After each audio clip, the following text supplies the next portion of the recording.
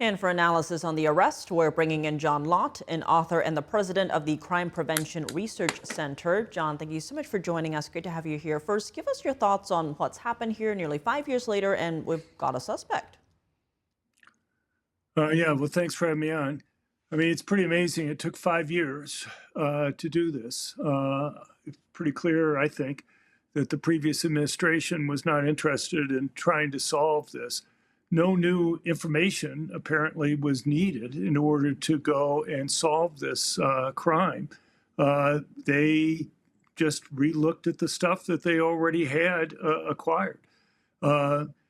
MS Now is reporting that this individual had Antifa ties, which is left wing. Obviously, that goes kind of against the narrative that was put out during the Biden administration, that somehow this was probably a Trump supporter, even though they had put these bombs next to both the Republican National Committee and the Democratic National Committee headquarters.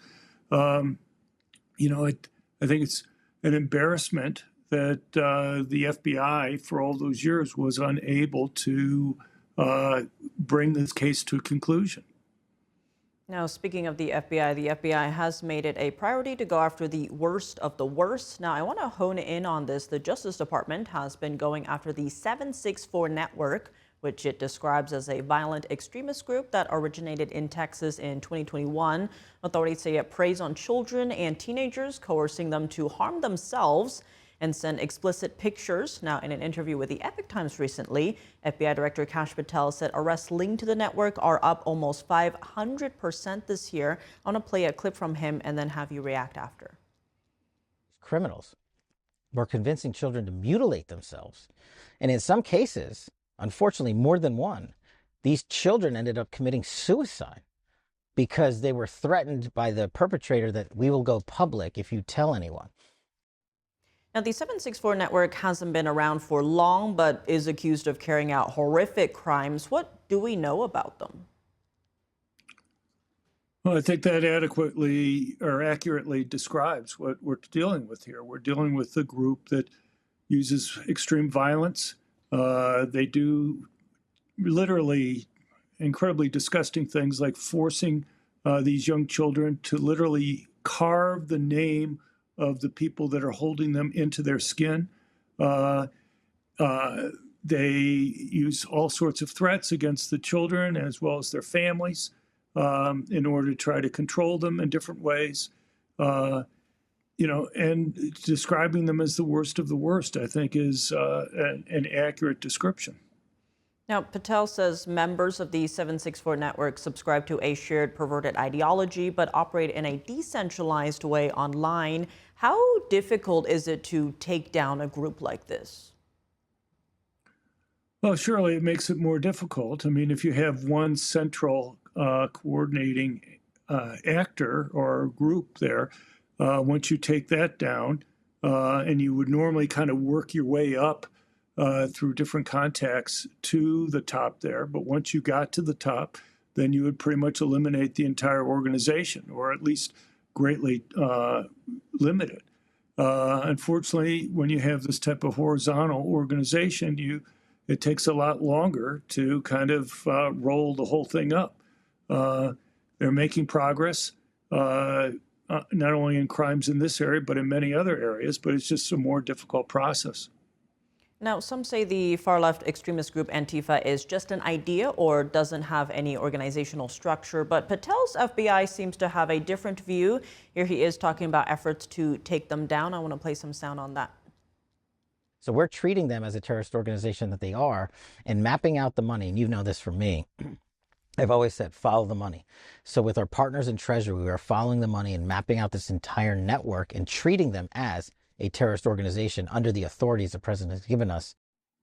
And John, some Antifa leaders in America fled after President Trump designated the group a terrorist organization. Now, if the FBI and others keep up this pressure for the entirety of Trump's term, will we see significant changes in America?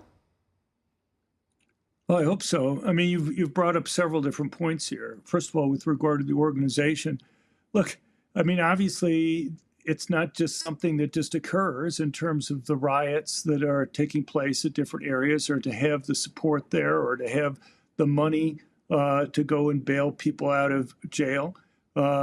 Somebody is coordinating, everybody showing up at these riots together at the same time. That indicates some form of organization to me. And the fact that they will go and make sure that they have the signs that they need, or the bricks or other things that they're going to be throwing at the police. These are obviously brought in. There's some coordination that's occurring there. And obviously, I think by definition, there's some organization. It's just not something that just spontaneously shows up. Somebody has to go and show up at the jail in order to go and post bail for these individuals when they do get arrested. Well, again, that shows some type of organization there, both in terms of raising the money and in terms of holding the money and in terms of organizing people to go and get other people out of jail. And it does look like Patel is looking to reform the FBI and its focus. He says he wants to allow good cops to be cops. He's also putting more emphasis on staffing FBI field offices outside of Washington, D.C. Now, he says this has already contributed to the lowest murder rate in modern history. Here he is talking about that. So what we did was we put 1,000 more agents in the field. Nearly every single state and every field office got a plus up of actual agents to go hit the streets, do the work that the president assigned us to do in terms of priorities, defending the homeland, crushing violent crime. And John, you're an expert on crime in America. What do you make of this strategy?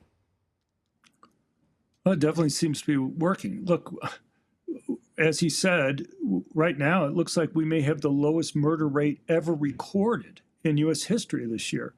That's a very dramatic change from the changes in violent crime that we'd seen over the previous 4 years. I mean, during the previous 4 years, we had a 59% increase in violent crime. That was the largest percentage increase in violent crime over any 4-year period that had ever been recorded by the Bureau of Justice Statistics in the Department of Justice. We had never even seen anything even close to that in terms of a large percentage. And I think the types of policies that were being mentioned, like moving FBI agents out of D.C. to where the crimes are occurring, is important.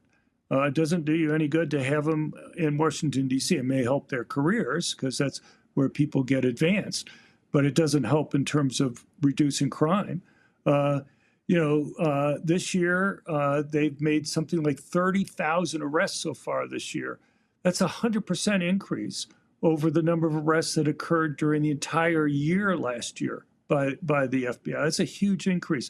25,000 of those 30,000 are for violent crimes.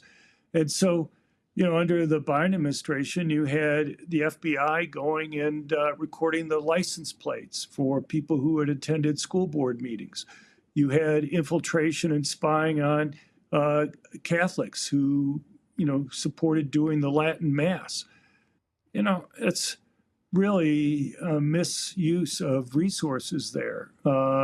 Having them go after violent criminals, having them go where the crimes are occurring, that's very important. And look, it's more than just the FBI, though that's been important. I think changes in dealing with illegal immigrants has been important. It's not an accident, not just a coincidence to me, that we had this massive increase in violent crime over the last 4 years. At the same time, we had this unprecedented flood of illegal aliens into the country. And this year, when they are going and deporting criminal illegal aliens, we've seen this drop in murder rates. And I think when it comes out a year from now, the data on violent crime will see a similar drop in terms of violent crime across the board. You got to look at this and just think of the fact that it's more than just the illegal aliens that you've deported. You have other illegal alien criminals who we haven't caught yet, but they also are committing less crime because they don't want to get deported. And one way to try to keep them from getting deported is to keep their heads down and not commit crime. Because if they go and commit crime, they're going to get on the radar of police.